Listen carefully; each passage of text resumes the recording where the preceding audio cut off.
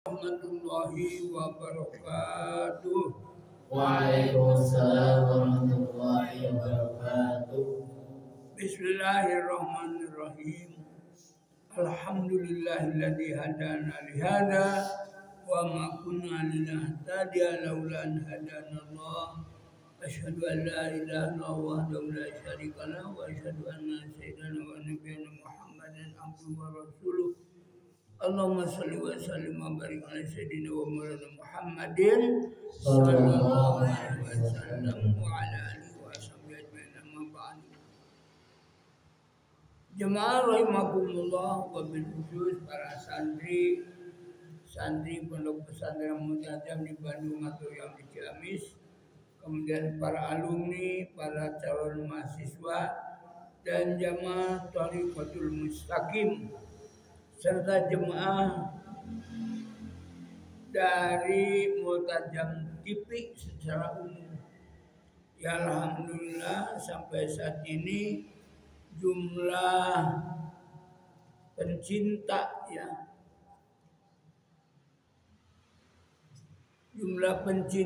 dari jemaah Muntajam TV ini sudah mencapai 5.600,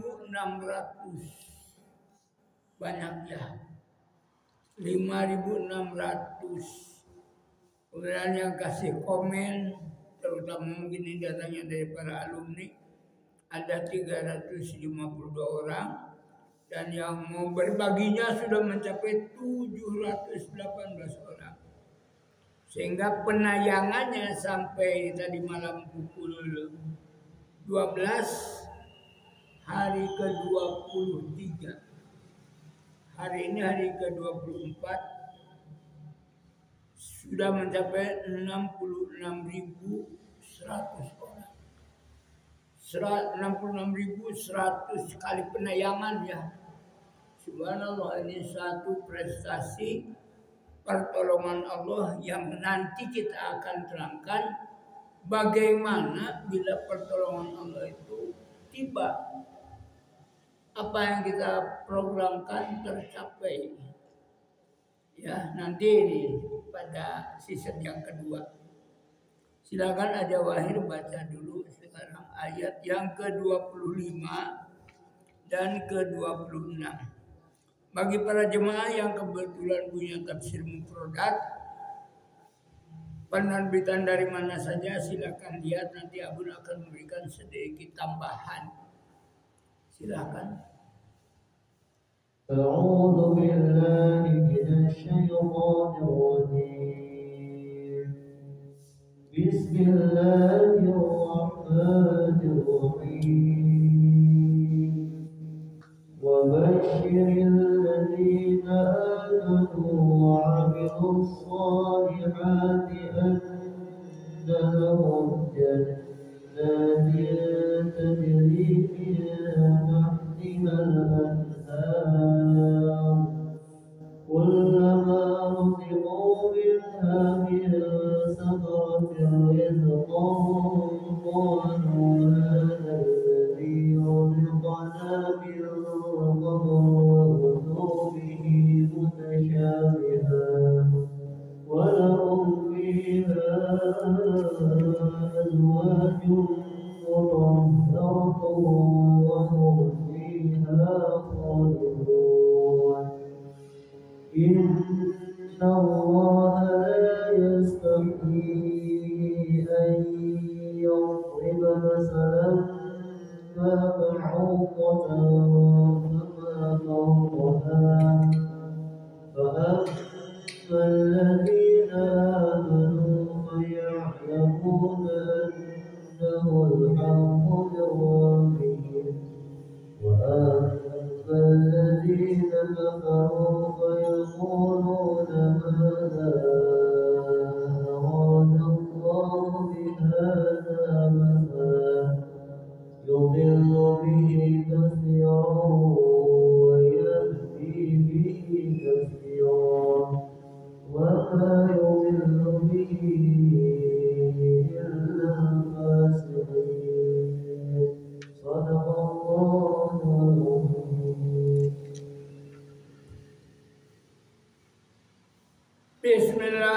Bismillahirrahmanirrahim. Ayat ke-25. Wabasyir, dan beri kabar gembiralah, atau dan sampaikanlah berita gembira. Maksudnya, hei Rasul pilihan yang mulia, wabasyir, beri kabar gembira. Siapa yang harus diberi kabar gembira? Alladzina aman, orang-orang yang beriman, wa amilus sholihat, dan mereka yang beramal soleh. Nah, ini tambahan yang tidak ada dalam apa namanya Mahkota Tafsir Abun menambahkan bahwa kalimat amanu yang berarti mereka beriman dalam Al-Quran itu disebut 18 kali. Amilu disebutnya sampai 73 kali. Lihat dalam Mu'jam Al-Muqahrus halaman 614. Kalau amanu ada 8 kali, boleh dilihat pada halaman 112 Al-Mu'jam. Tapi lebih banyak lagi teguran dengan kalimat fabi ayyi ala'i rabbikuma tukadziban, itu sampai 31 kali dalam satu surat, yaitu surat Ar-Rahman. Jadi di sini yang harus diberi kabar gembira itu alladzina amanu, mereka orang-orang yang telah beriman dan mereka beramal soleh. Apa kabar gembiranya? Annalahum, sesungguhnya bagi mereka, bahwasanya bagi mereka itu annalahum, bagi mereka jannatin, surga atau taman-taman surga yang di dalamnya terdapat, nantilah diterangkan, tajri min tahtil anhar, yang mengalir di bawahnya itu beberapa macam sungai. Tajri min tahtil anhar, ya, anhar itu beberapa sungai. Anharun, beberapa sungai. Kullama ruziku, setiap kali mereka diberi rizki, minha, dari itu jannatin tajri min tahtihal anhar, min samarotin, dari berbagai macam buah-buahan, rizkon, sebagai rizki. Nah, ini bagaimana nih mengenai buah-buahan itu? Buah-buahan di sana boleh namanya sama, tapi rasanya tidak pernah ada di dunia. Sudah pernah Abun terangkan yang di surga itu walau namanya sama, emas umpamanya, intan, berlian, apa namanya, perempuan yang suci di dunia, itu nanti boleh nama sama, hanya kualitasnya yang beda. Kullama ruziku minha min samarotin, dari berbagai macam buah-buahan. Qalu, mereka penghuni surga akan berkata, alladzi ruzikna min qablu, yang pernah diberikan kepada kami min qablu, maksudnya ketika sedang di dunia. Wa utubihi, mereka diberikan buah-buahan itu mutasyabihan, serupa dengan buah-buahan di dunia dalam hal bentuk, warna, dan namanya, tetapi mengenai rasa dan kelezatannya jauh berbeda.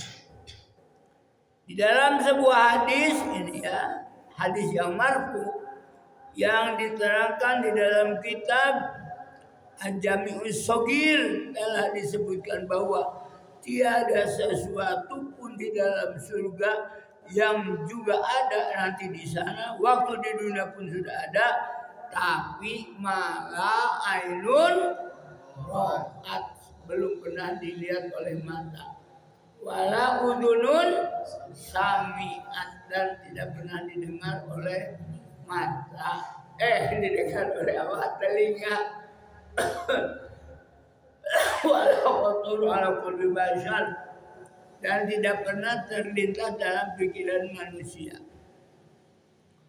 Walahum, dan bagi mereka fiha, di dalam surga itu, azwajun mutahharatun, istri-istri yang suci, bersih dari kotoran. Apa ambil kotoran itu macam dekil atau suci dari haid, yang bersih dari akhlak yang buruk dan segala sesuatu yang dinilai jelek di dalam diri wanita waktu di dunia, itu tidak ada. Ya, wahum, dan mereka fiha, di dalam surga itu, khaliduna, kekal.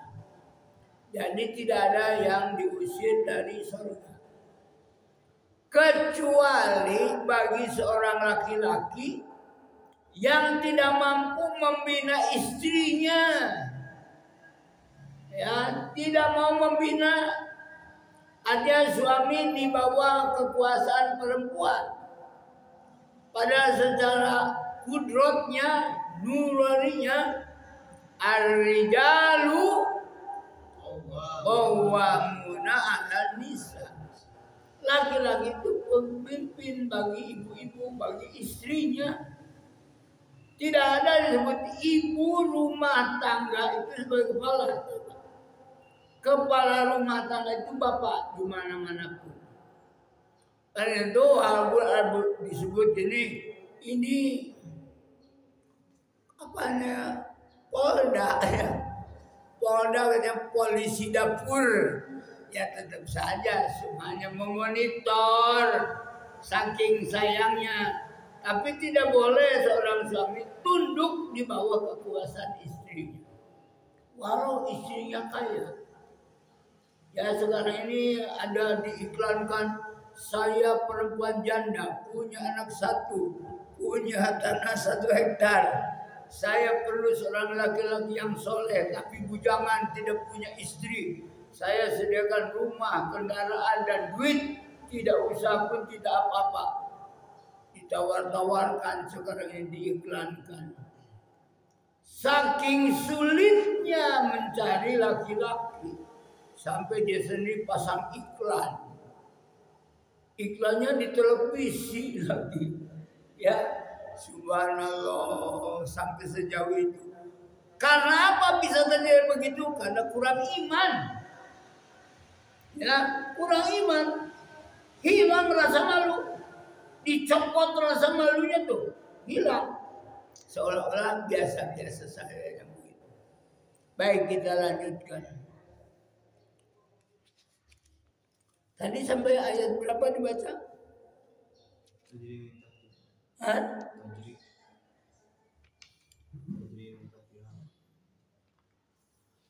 Wabashirna din amanu sampai innallaha la yahdi tidak? Khalidina fiha. Mana? Hum fiha khalidun. Ya, mereka kekal di dalamnya. Itu artinya hanya 1 ayat ya. Innallaha la yahdi. Oh gitu. Baik.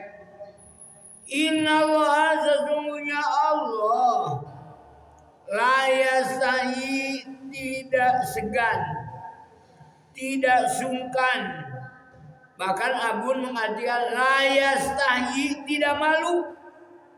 Ayat riba untuk membuat masalah perumpamaan ba'udatan barang ba'udah itu berupa nyamuk yang dipandang kecil lah, kalau mau dipandang hina-hina, tapi sekali menggigit, waduh, bisa menimbulkan penyakit malaria. Fama fauqaha, bahkan mungkin melekul ya, barang yang lebih kecil dari itu, tapi pengendaliannya fama fauqaha, atau yang besar-besar macam bintang. Kita kenal apa namanya, bumi, Plato, Merkurius, apa lagi, Venus, Uranus, yang besar Jupiter. Jupiter itu punya beberapa matahari. Bumi kita satu matahari, Jupiter punya berapa matahari? Aku lupa lagi tuh dulu. Apa 9, apa 11. Saking gedenya. Yang kecil pun dibuat oleh Allah, yang besar pun dibuat oleh Allah. Fama fauqaha. Fa'amal ladzina amanu, adapun orang-orang yang beriman dan yang menggunakan pikiran mereka untuk mengkaji hakikat kuasanya Allah, faya'lamuna, maka mereka mengetahui annahu, sesungguhnya itu perkara al-haqqu min rabbihim, baik yang kecil maupun yang besar, Allah sebagai penciptanya. Itu bagi orang yang beriman. Laut yang begitu lebih luas daripada daratan, ikannya diambil tiap hari oleh para nelayan dengan kapal yang besar. Siapa yang itu menebar bibit ikan di laut? Tidak ada, walaupun diambil terus-terusan tidak habis-habis. Wa amal ladzina kafaru, tetapi mereka orang yang kafir dan mereka tidak mempunyai bakat untuk mengkaji hakikat dari perkara-perkara tersebut, fayakuluna, maka yakuluna, mereka berkata, maka aradallah, apa sih yang dikehendaki oleh Allah biada masalah dengan perumpamaan ini? Maksudnya, apakah maksud Allah menjadikan ini untuk sebagai perumpamaan? Apakah faedah membuat perumpamaan seperti ini tadi? Lalu Allah menjelaskan, kalau demikian yudillu bihi, menyesatkan dengan itu perumpamaan kasiron, banyak manusia yang tersesat. Wa yahdi, dan Allah memberikan petunjuk bi, dengan itu perumpamaan kasiron, yang banyak. Dan dengan perumpamaan itu banyak pula orang yang diberinya petunjuk, yaitu orang-orang yang beriman. Dan ditegaskan, wa mayudilu, dan tidaklah ada yang disesatkan dengan itu perumpamaan, illal fasikin, kecuali orang-orang yang fasik. Di sini adalah orang-orang kafir yang keluar dari garis keimanan. Ya, jadi illal fasikin ini sudah kita bahas dari mulai ayat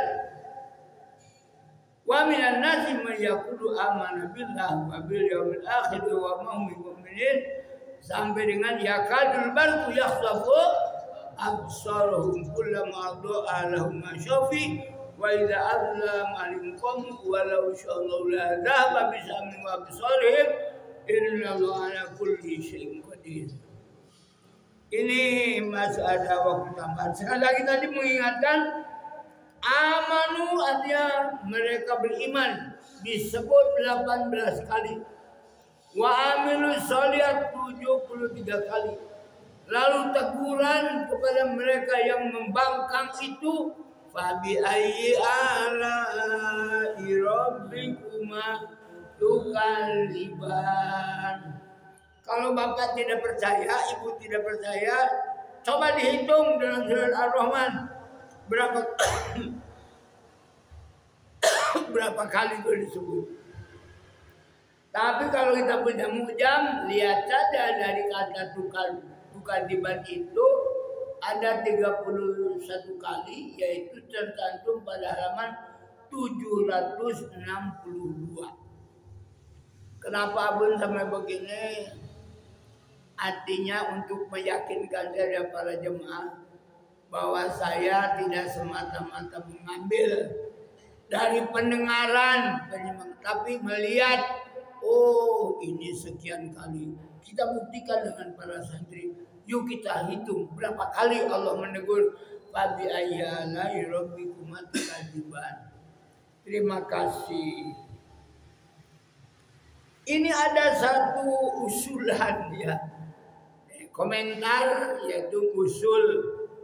Bagaimana Pak Kiai kalau secara khusus ada pelajaran tata bahasa.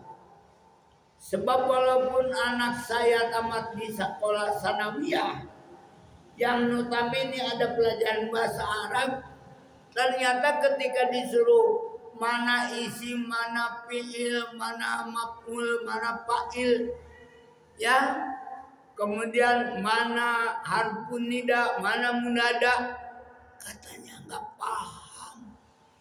Apalagi yang tidak belajar, pesantren tidak, ngaji kepada Pak Ustadz dia sebut santri kalau pun tidak, ya. Kemudian kalau di sekolah umum diajarkan tasrifan, nggak ada waktu, seminggu hanya 2 jam pelajaran. Maaf, ini ada juga tamatan-tamatan sanawiyah dari daerah datang ke Mulut Tajam, ditanya tasrifan nggak paham, ya, jurumiyah tidak. Oleh karena itu, insya Allah lah, atas usulan Pak pengusul nanti akan saya jelaskan, tapi bukan oleh saya. Pak Ustadz siapa yang ngajar? Pak Ustadz Herman ya. Ustadz Herman sudah mulai, tapi baru 1 kali tayangan. Tayangan yang kedua ini, supaya mereka santri, maaf, ini saya ada buku tata bahasa Arab yang kebetulan ditulis, penulis ini ternyata kawan saya sendiri, yaitu Kiai Haji Buya Salimuddin yang lahir tanggal 5 Juni 1951 di Mancak, Serang. Kemudian di sini tuh saya yakin bahwa ini kawan saya karena beliau itu dalam biografinya menjadi dosen di Uninus. Ya.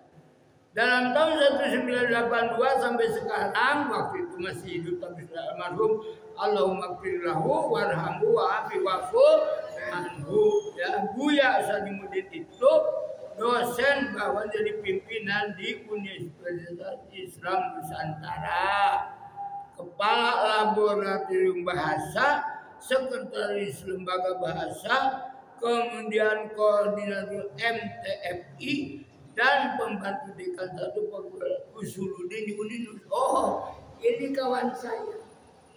Dan ini bukan akun-akun ya. Beliau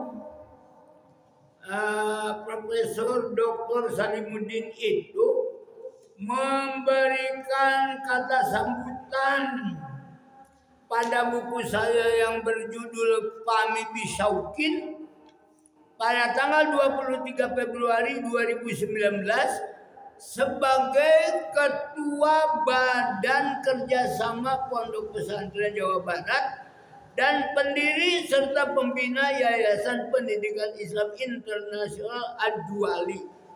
Dalam kata pengantarnya begini, saya sebagai sahabat karib dengan penulis kitab ini, yaitu kitab Fahmi Bisyauqin Tafsir Tematik, sudah kenal lama sejak tahun 1987, sejak saat kami berdua sama-sama sebagai mubalik di Yayasan Raudhah yang pada saat itu dipimpin oleh Raden Haji Mamakanta Sumpena SH dan Ibu Nyayu Hajah Maryam Kata Sumpena. Keduanya sebagai anggota MPR saat itu.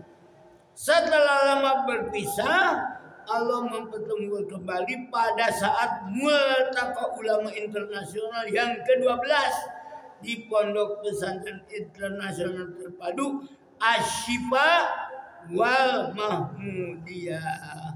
Pertemuan berlanjut hingga penulis, yaitu saya sendiri, menyampaikan bahwa di komplek Pondok Pesantren Internasional Baitur Rahman dengan menunjukkan karya-karya tulis ini, salah satu dari Fahmi Bisyauqin ini. Jadi bukan aku anggap, bukan mengaku kenal begitu saja.